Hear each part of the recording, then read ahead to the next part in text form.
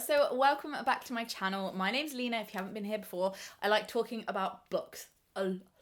And recently I went on a trip that made me really think about our approach to books in general and how that can be improved or like inspired by what other people are doing, what's possible when it comes to the culture that we have around books. Now, some of you might know that I'm out of focus. You'd be right. Am I?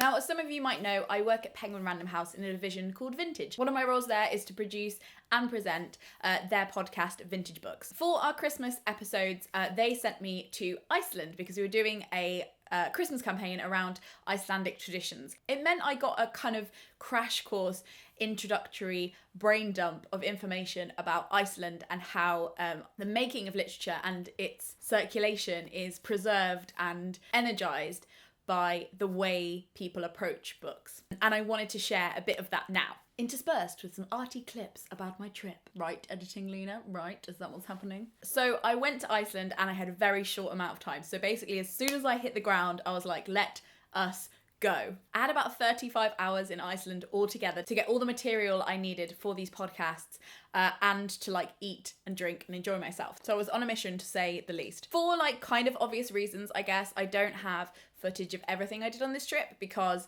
I was meeting all these people that are quite important and professional, and I was doing a podcast with them, so I didn't want to stick my vlogging camera in their face or like film them when they weren't aware of it, and I wanted to very much respect those boundaries. So there's lots of people that I don't have footage of, and if I do have pictures, I'll insert them. But I got to meet some really cool people. I met excuse my pronunciation, I have been practicing, it won't be apparent.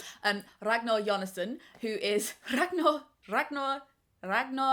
who wrote The Darkness, and he's one of Iceland's most famous crime writers. And we went to this like candlelit pub and it was really cool, and I got to ask him lots of questions about his career and how he felt about Icelandic literature. I met Sean in this beautiful old pub that has this huge like literary Icelandic history, and we talked for ages about his journey with literature, how he got into writing, and his book Moonstone. I met Birta, who is a young bookseller and also a barmaid. We met in her beautiful cozy pub to talk about how she felt about books. I went to Peter's office. Peter runs a publishing house in Iceland, so to talk about the kind of like sales side of things. Kristín Eriksdóttir, who is an Icelandic author whose books are about to be translated into English, which I'm really excited about. I wasn't able to read her books, but I was able to talk to her about the history of translation and how literature is supported in Iceland. I met Stella, who is a publisher and director of the Icelandic Literary Festival, who was bloody lovely and so just like switched on and intelligent and interested as well as interesting. And I met two lovely booksellers as well, Svanborg, and who were like so welcoming and gave me Hotel Silence, which is the book that I reviewed in my translated books thing. So they gave me that book and I read it on the plane home and cried the whole way home. So yeah, the first thing that was interesting about Iceland's approach to books was the fact that all the bookshops are independent. We'll go into another time about why that's really important, but if you don't know, like say Waterstones is owned by shareholders outside of Britain, Amazon is owned by a raging lunatic, and there's lots of like reasons that the future of books is in the hands of people I don't think it should necessarily be in the hands of, and it makes me nervous. W.H. Smith, we won't even go into it, but for the bulk of their industry to be in the hands of them, for them to be independent, there's one chain apparently called P. & Edmondson, and that is an independent chain that only exists in Iceland.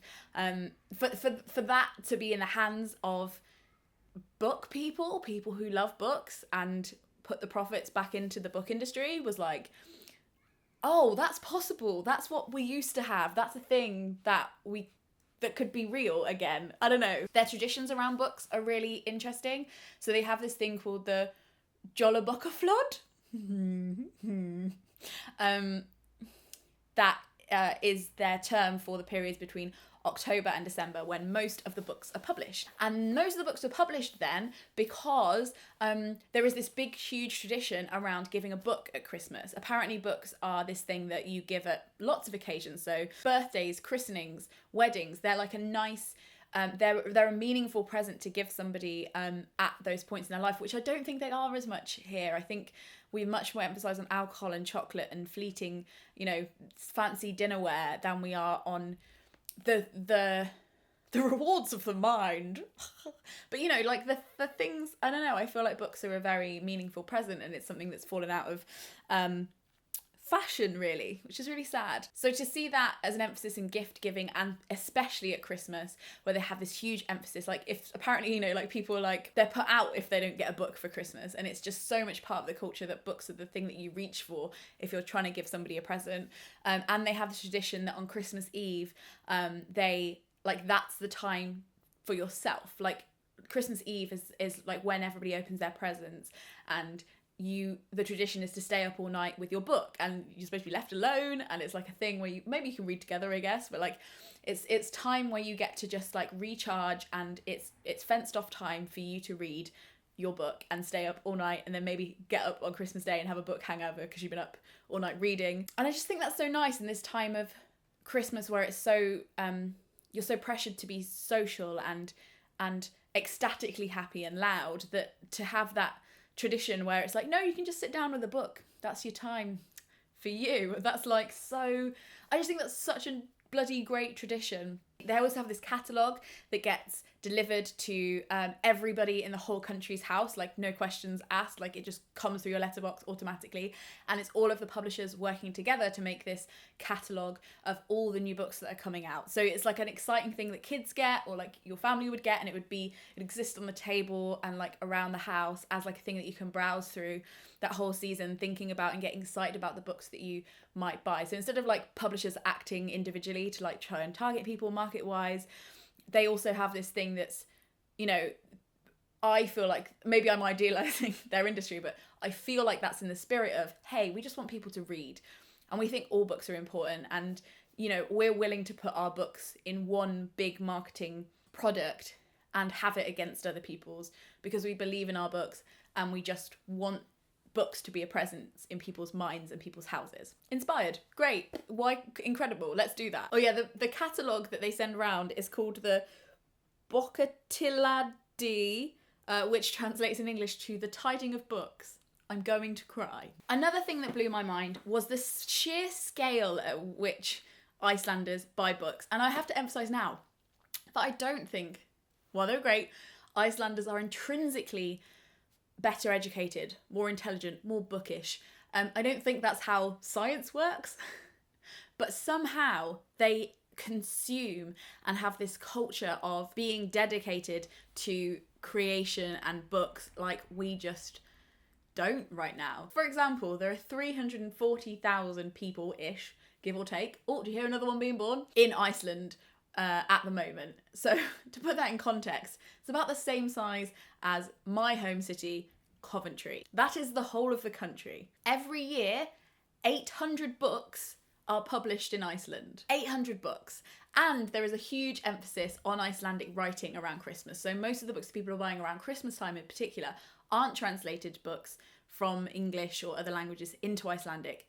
They're Icelandic writers writing in Icelandic. Coventry, I think, has only produced 2 writers, George Eliot and Philip Larkin. We're still waiting for more. What the fuck? 60% of Icelanders get a book at Christmas. 70% of Icelanders buy a book at Christmas. Not sure how that stats work. I guess it means that some of those Icelanders are giving books to themselves.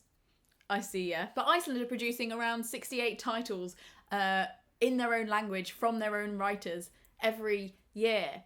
And they're buying their own stories. They are reading stories from... Why... Can you see this is driving me mad at the same time as being really impressed and inspired? Bookshops stay open to 11 p.m. on Christmas Eve, and I got to hear all these really unique Christmas legends and stories from people that aren't part of like the traditional Western canon of Christmas. And I think that's largely inspired by a lot of the old folklore and fairy tales of Iceland that have been preserved, and the sagas as well, which are apparently like a huge part of their education. I would love to read the saga. It looks big, but I now kind of have an ambition to read the Icelandic sagas in translation, because I feel like it would be like they're not even just like, oh, it'd be a really good thing to boast about. I'm like, they sound fucking good. What I liked most about the people that I met during my very short trip to Iceland, how welcoming people were, but also how like almost not humble and not boastful they were about their traditions and their history. They were like enthused, and a lot of them seemed to know a lot about it and were very invested in it, but it wasn't like a kind of like, well, this is how we do it around here and it's kind of like working better than what you guys are doing. It wasn't an inflated sense of self. It was almost a matter-of-fact kind of value and confidence they had in their own culture and their own history. Like they were just kind of like, it's just kind of how we do things around here. Yeah, and I know, weird, but that's just what we do. When I think about, which I think about a lot, is national pride and the very thin line between like dangerous arrogance about your identity and nationhood and really vital community glue sticking kind of needed reverence for your home. I always think about this idea of investing in where you are and loyalty and how we enact that without it becoming toxic. And just hearing the way people talked about it, it's hard to put your finger on it, but the way people talked to me about Icelandic culture was just, it was this nuanced space in the middle that I was like, that's it, that's a good place to be. And I can't speak for the whole of Iceland. Obviously I met 7 or 8 very lovely people who work in the field of books, but it gave me a sense almost of what the mood was in practice for them when it came to books, and not just books, but like what people have to say about themselves, like what people have to report to the rest of the world and what people want to report to each other. And the fact that I think about, say, like Coventry, which is my hometown, not having anything to say for itself or anything to say to anybody else about itself in the medium of writing, which is like the easiest and most accessible and like one of the most ancient ways, but also the most modern ways of communicating, which is just writing shit down. How we don't have anything to say for ourselves, and we don't think there's got to be more value in our communities. I know why there aren't more writers, because there's not more readers. And I know that why there's not that many readers, and it's because there's not being literate and sitting down and investing and listening to other people and investing in their stories isn't as valued in our culture. I know why that is, and it's food for thought. And also this idea of like the empowered young, like the government, who I don't know how rich they are, I'm not an economist, but I would imagine if there's only 340,000 of them, don't have the same kind of tax dollars that, say, Great Britain do, put money into literature and arts and give a lot of authors funding. Most of the authors I met had received a significant amount of funding for their writing so that they can keep making it for people, because presumably the government understands that books add more to the economy and more to the mental health and well-being of a population than can be put down in a profit margin on a piece of paper.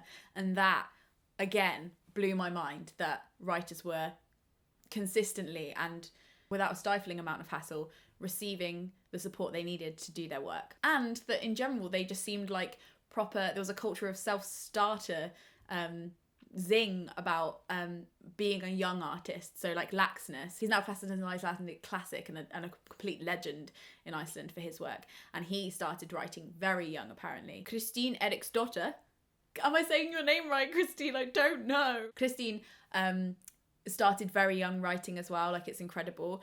Sean was telling me about how when he was 16 he wrote his own poetry and printed it out and bound it himself, and he'd get the bus from his small home village to Reykjavik and back because he knew it took 20 minutes to get there, so he had 20 minutes to convince people to buy his poetry collections. So he'd literally just get the bus there and back and hand sell his own poetry to people because he was that enthused about sharing it with people, and that made me so happy. Do subscribe to the Vintage Books podcast, because I'm going to be releasing more stuff and more like interviews from my trip to Iceland in the coming months. And I've already done the Christmas episode, so if you want to listen to that, that's below. But I just wanted to share that here, kind of because I have some beautiful footage of Reykjavik I wanted to show you, and because I didn't want that trip to go unnoted here, and what I learned from it and the energy that has followed me home from there when I talk to people who love books and live in a country with a very different approach to them. So it really expanded my idea of what is possible for books in the future in Britain, and it can't, I feel like, I know this came up in my translated books episode as well, but like I can't not have that crisscross in my head with this problem that we seem to be having in our country of people not being able to compute the value of other cultures and languages and countries, wanting to carve an individual way for ourselves as a country without really evaluating what we'd be carving and what that would look like. So I'm not gonna say the B word, but we know what I'm talking about. So yeah, I hope that was helpful. Do let me know in the comments if you've been to Iceland. I want to go back ASAP. That is something I want to happen in 2019 because I loved it there. And also kind of reminded me of Wales. Now, do I just want to see Wales and Aberystwyth everywhere in my life? Yes. But also it had that, like, they wanted to preserve their language. There was a big push for their language to be living again, which is very much what Wales is doing at the moment. There was all this, like, the darkness in the hills and the emphasis on sheep and wool. It was like Wales, but stylish. Not what the tourist board will be using in their posters, but like that's how I felt it was. Whilst also having an identity of its own, my initial reaction after landing was like, I'm in Wales, but if everybody in Wales was trendy. And on that note, I'm gonna go. Thank you for watching. If you liked this video and you want to support the channel, you can turn your ad blocker off, you can like, comment, share with a friend, and you can join the Gumption Club, which is an exclusive group for Patreons of the channel. You can join a secret Facebook group, you get a free poetry collection from me, and it's just a fun time in general. So if you want to check out the Gumption Club and become a member, the links will be below. Thank you so much for watching and supporting the random rambles I have about the future of books as I try to work out how to make that better. And yeah, I hope you're having a really great time, and I will see you in my next one. Frog Snug out.